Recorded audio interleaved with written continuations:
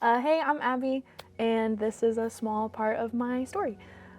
So I actually grew up in the church. I knew all the dance moves to all the songs. I memorized the memory verses every week, and I could tell you every story.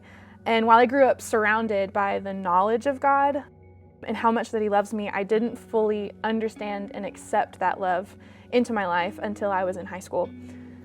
When I was in middle school, I was beginning to hear more of the lies about who I was than I was hearing truth. And I was told things like you're not good enough, that you're invisible, and even that the world would just be a better place if you weren't in it anymore.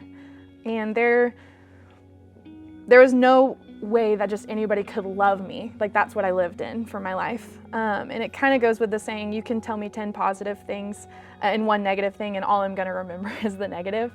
That was just my life. I heard these lies and I started believing them. They started to become my identity, and it was just who I lived my life as at one point.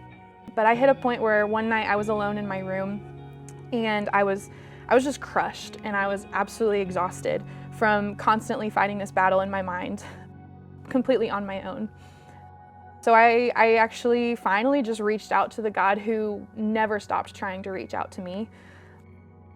God was consistently reaching out to me, but I was the one who had locked up my heart and refused to surrender it to Him.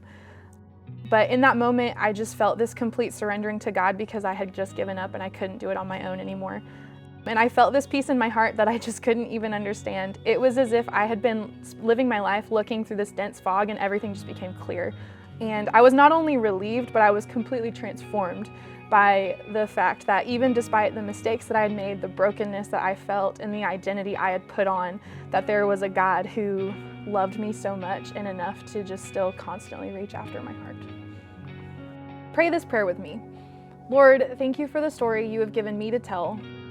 Help me tell it whenever I can and live it out wherever I go.